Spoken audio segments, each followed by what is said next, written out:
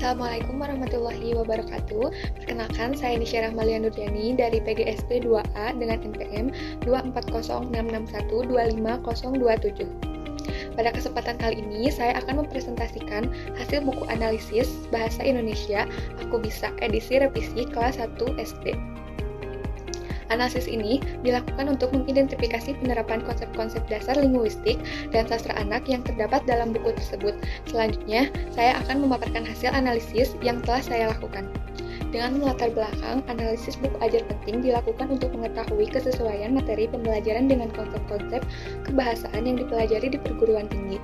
Selain sebagai sumber belajar utama, buku ajar juga berperan dalam mengembangkan kemampuan berbahasa dan membentuk karakter peserta didik.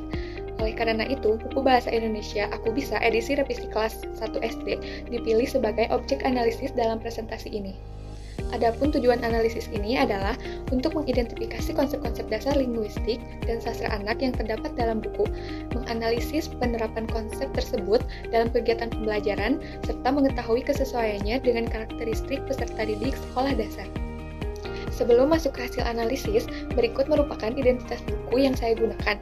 Buku yang dianalisis berjudul Bahasa Indonesia Aku Bisa edisi revisi kelas 1 sekolah dasar, yang diterbitkan oleh Kementerian Pendidikan, Kebudayaan, Riset, dan Teknologi sebagai buku ajar untuk peserta didik kelas 1 sekolah dasar. Baik, selanjutnya saya akan masuk ke pembahasan hasil analisis. Materi pertama yang saya analisis adalah prosa anak, yang terdapat pada cerita Awas Kuman.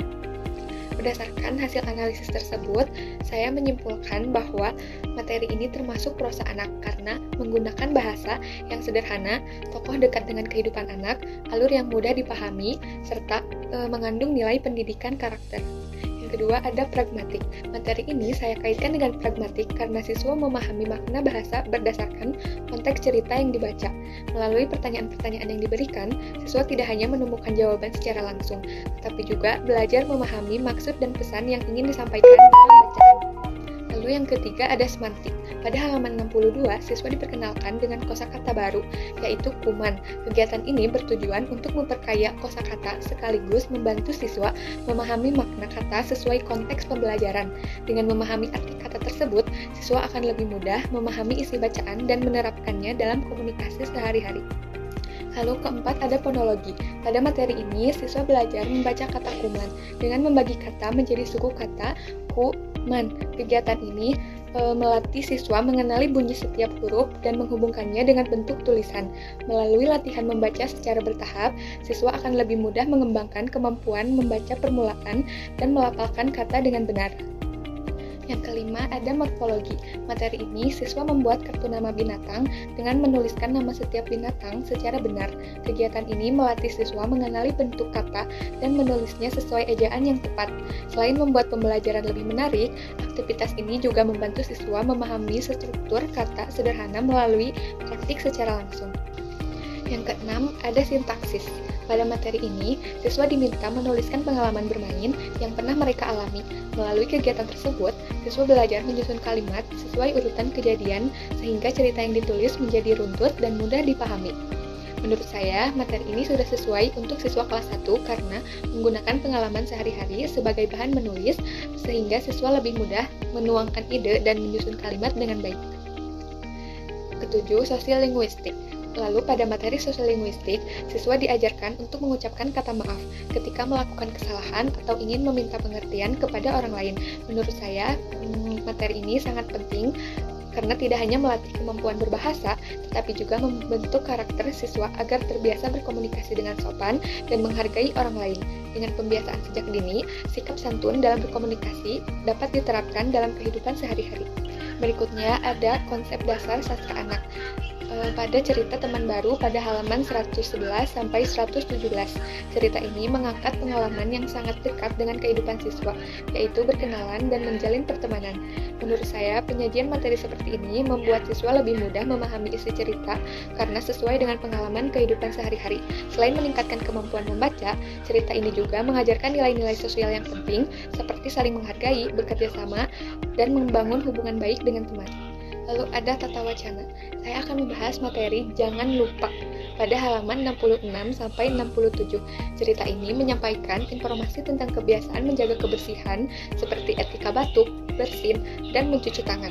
Menurut saya, penyajian materi sudah sangat baik karena setiap kalimat saling berhubungan dengan membentuk satu kesatuan cerita yang utuh. Hal tersebut memudahkan siswa yang memahami isi bacaan secara menyeluruh serta menangkap pesan yang ingin disampaikan. Selanjutnya ada puisi anak. Materi yang saya analisis adalah lagu Balonku pada halaman 72. Lagu ini digunakan sebagai media pembelajaran untuk menanamkan kebiasaan hidup bersih kepada siswa. Menurut saya, penggunaan lagu merupakan cara yang efektif karena irama dan liriknya mudah diingat oleh anak-anak. Selain membuat pembelajaran lebih menyenangkan, lagu ini juga membantu siswa memahami pesan yang disampaikan tanpa merasa sedang diberi nasihat secara langsung.